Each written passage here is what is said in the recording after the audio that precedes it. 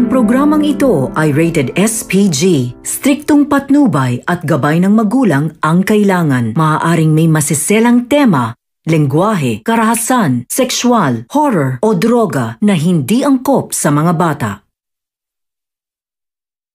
Sinisisi ni Ramon ang sarili niyang anak dahil anya kung hindi umano tinangay nito ang kanyang asawa ay hindi ito mawawala. Ngunit bumagabag pa rin sa isip ni Ramon ang makita niyang dugo. Matapos nilang lumipat ng ibang mansyon ay hindi nag-aksaya ng oras itong si Ramon. Agad siyang kumilos at pinakilos ang kanyang ulupong na tauhan para puntahan umano ang lugar nila Mokang sa Quiapo magmanman. Sakaling magpakita umano itong si Mokang kala Mersing. Naniniwala naman itong si Ramon na kilala umano nila Mersing at tita ang lalaki ni Mokang. At samantala nadismaya din ni si Mersing at tita sa pagdating nila sa lumang mansyon nila Ramon. Hindi na nila naabutan ang mga ito. Sobra din silang nag-alala kung paano na umano nila makita itong si Mokang. Ngayong tinatago umano ito ni Ramon. Ang hindi nila alam na wala na itong si Mokang.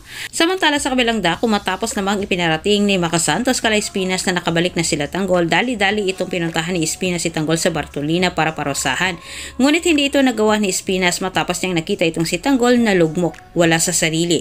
Kahit si Bubbles na pinatawag ni Espinas at kinausap niya ito, iniisa-isang ikwento ni Bubbles kala Espinas ang totoong nangyari sa kanilang dalawa ni Tanggol sa loob ng 2 araw. Pero nabahala naman itong si Espinas na baka sa ginagawa umano nilang dalawa ni Tanggol ay may nakakita at nakilala sa kanila, pero sinisigurado naman ni Bubbles na wala umano.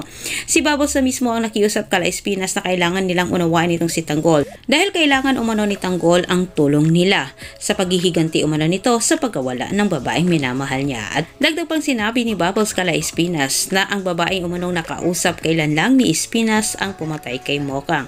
Si Tanggol ang naging target nito. At dito po natatapos ang ating advance episode. Huwag mong kalimutan mag-subscribe dito sa aking channel para sa maraming karagdagang update ko. Ikaw po ay bago pa lang dito sa aking channel.